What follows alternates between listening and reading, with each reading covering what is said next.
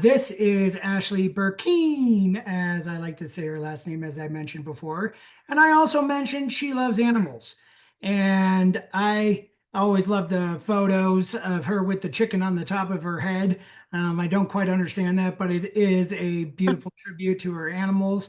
I know yesterday she was supposed to be with us, but Mother Nature decided to knock out her internet, but she didn't quit, and here she is. Ashleah has become a adopted younger sister of mine. She is a force to be reckoned with, and I cannot wait for everybody to witness greatness on the mountains. So, with that being said, Ash, the stage is yours. Thank you. Thank you. Thanks for having me, David, again. I appreciate it.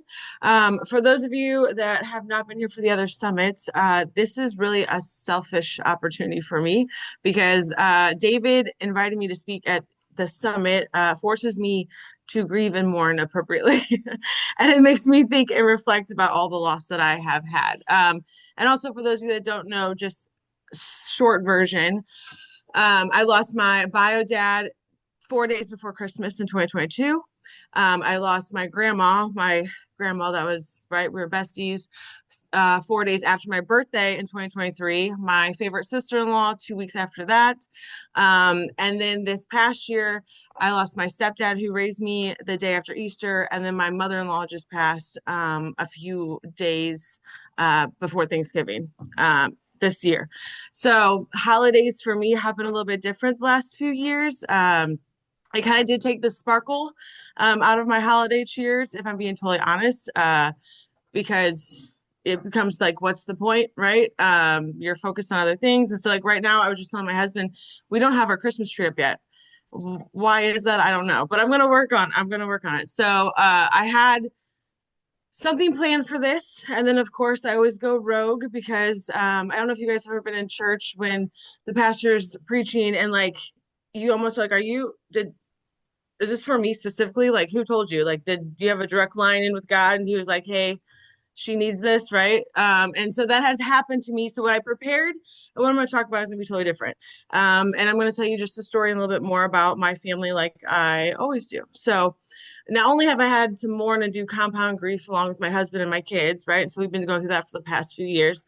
But on top of that, in 2019 and 2020, I started my healing and growth journey where I learned boundaries and I was removing toxic relationships from my life. So not only was I grieving the loss of lives, but I was also grieving the loss of relationships. I have gotten really, really good at detachment and boundaries.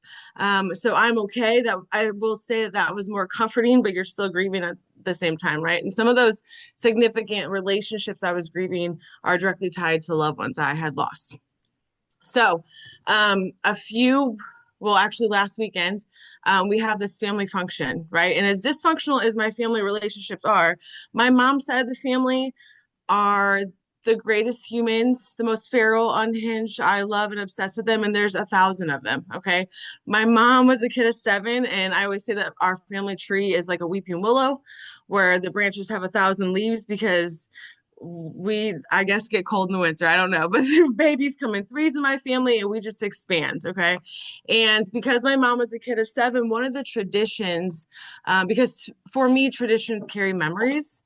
And so maybe that's probably why the holidays the past couple of years for me have not been something I focus on, right? Because they carry memories of those people. And as I've mentioned before, I'm the kind of person that like, are you okay? And I'm like, yeah, because I'm not thinking about it, right? I'm just keeping it pushing. So I'm going to tie in the dysfunctional mourning of relationships and the mourning of people in a second, okay? So, one of my favorite family traditions on my mom's side of the family is something that we call progressive dinner. And it's the first or second week in December. And because my mom's side of the family is so big and my grandma had so many kids, she would go to each kid's house to go see their Christmas tree, and we would have a meal at each house, right? So all day long we're traveling. It doesn't matter where you live. You can live an hour away. We'll start out there, right? We spend an hour at each house. So we start at breakfast, then hors d'oeuvres, then soup, then salad, then main course, then dessert, and then drinks, right? It was my favorite family function growing up. All my cousins loved it. And because we have the Weeping Willow family tree, there was always like 3 to 4 people your age, right? So my cousins were my first best friends. Well, my grandma, all this loss lately, I'm still figuring out how to manage on those, right? But my grandma, this grandma passed away 20 years ago. And that is one tradition that my family, it was important for us to keep alive because we all loved it. It was important to my grandma. And so we have. And I will say, like a few years after she passed, it was normal. And then at one point, um, uh, a renaissance started happening in the family, right? Where the older people were downsizing and the kids were getting their own houses. And so we kind of swapped it up. We're like the first born kid from all the aunts and my mom, we would host it. Okay. Well, then I told you we get cold in the winter, right? And so we just keep multiplying and babies happen in threes in my family. And so we outgrew each other's homes. And so we've the last couple of years had to do it at um, a banquet hall, right? Just for an example of my family, so you know how their energy is if you took the people from the show Shameless and the movie My Big Fat Greek Wedding and you mashed them together, that is my crazy family. Okay, but they love hard.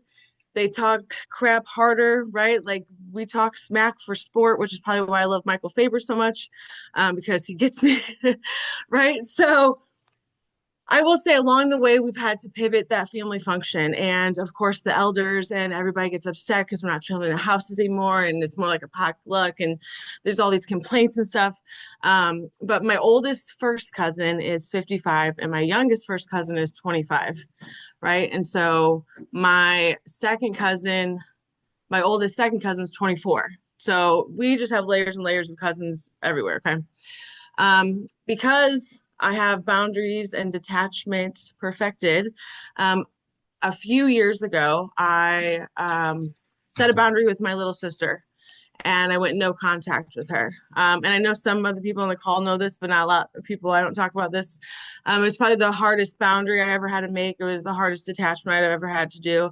Her response to the boundary was to punish me and remove my niece and nephew from my life and not allow me to see them, right? When people can't take accountability, sometimes they weaponize things and, right, they try to inflict pain, all right? Now, knowing my sister, I knew that this was a way to be like, oh, I'll sweep under the rug, and then Ashley will not make me be accountable because she loves her niece and nephew, right? Um, and I didn't waver on that boundary. It was very important to me that my sister changed the behavior. Like she's in her 30s, like we're breaking curses here. We're not accepting that stuff. And so it was the hardest boundary I ever had to make. Okay. Well, so this year, hold on, rewind. Last year, I did see my sister, my niece and nephew, and her husband at Thanksgiving and Christmas. Right. And we were cordial. And so I thought maybe we could be cordial. And then she started the mess and crazy all over again at the beginning of the year. And so instantly I was like, we got to stay strong, sister, stay strong, right? Um, so when my stepdad died, who was her dad, the day after Easter, I wanted to be there for my sister so bad, and I couldn't. And a lot of her anger and her grieving process came towards me because she was already upset with me, right? Of course. And so it actually made that worse between us. She kind of took it out on my boys a little bit. And so I decided this year I wasn't going to go to Progressive and I wasn't going to go to Thanksgiving, in which I didn't. And I wasn't going to go to Christmas Eve or host Christmas Eve like I always do, right? Because I was like, no, this boundary needs to get thicker. I gave in last year for the holidays and got my feelings hurt, right? And so I'm just not going to attend. I went to Progressive, however, to drop off our ornaments for ornament exchange. And then my son's in a Secret Santa thing, okay? And I walked in, of course, because I have 1,000 family members. There's no escaping that. Like there's no walking in, putting the gift down and walking out, right? I was stopped 85 times before I even made it through the doorway. Okay. So while I'm there, I have my second cousin that is 23. He's like, hey, come outside with me really quick, right? And so I go outside with him and he's like, I'm gonna make an announcement, but I wanted to tell you first. My girlfriend's pregnant. We're gonna add to the family, right? And what's so amazing about this comment is that for those of you that don't know, I tease about like how we reproduce in this family, right? But my grandma, she loved the babies. And there was a couple of us that were teen parents and we were scared and nervous and, and we were going to be judged. And my grandma would always say, babies are blessings. And when every baby was born, this is weird. I haven't cried about her in 20 years.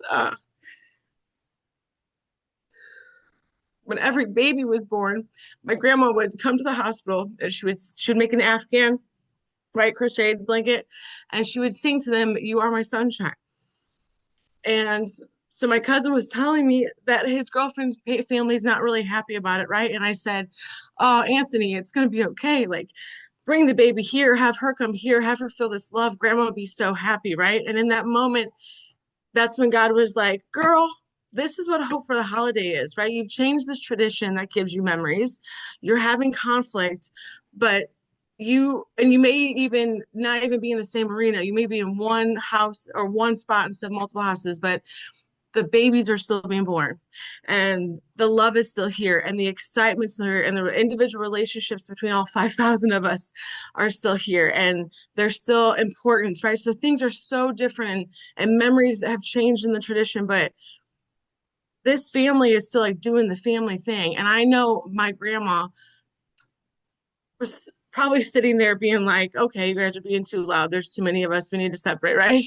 Um, but I know my grandma was in that room. She had been in that room and been just tickled pink whenever he stood at the top of the stairs and made that announcement. And we all cheered for him and we were happy for him. And we're adding another one, and then of course because it comes in threes, the next question was who's next, and everybody's pointing fingers, and who could possibly be having the second and third great great grandbaby, right?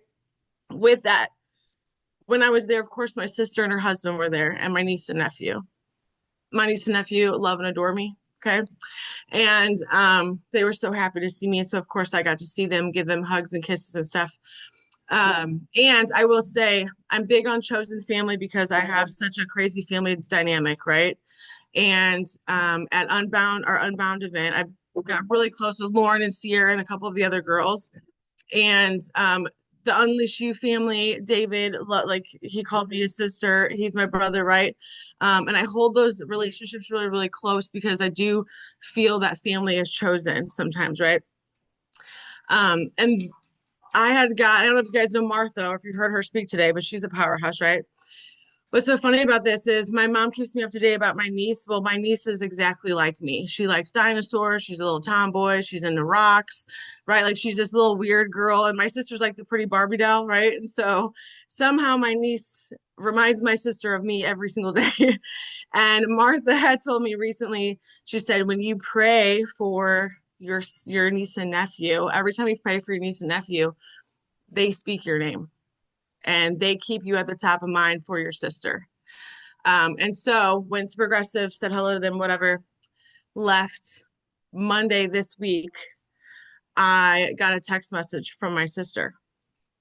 Now, last year at this time, my sister was like, Ashley has to apologize, blah, blah, blah, right? The deflection. And my sister messaged me and said, if you are ready, I am ready to work through this. Which is so big because it's been 2 years and I was not going to waver on my boundaries and right. And so traditions are going to be different and we struggle with feeling guilty to have joy during the holidays and all those things change. And I think it's been said on here that when somebody passes, your life's never the same. It's never going to go back to how it was, right? There's a significant amount missing from it. But like, if I can wait it out 2 years and my dysfunctional relationship with my sister May, I haven't called her yet, right? But we're making progress. If that turns around after 2 years, and if I can find the goodness and the tradition that's changed when I show up to my family function, and we're still making babies in the Reese family, and we're still multiplying, even though everything else is different, and there's still that same excitement from whenever the rest of us had our babies, then there's hope that whatever you're struggling with, and if it's compound grief or just loss of somebody, or maybe just a lost relationship, that like it does get better. And I'm living proof of that because I'm living that out right now in real time. And David, thank you again for my therapy session. And let me share the floor with your amazing speakers as always. So thank you guys for your time.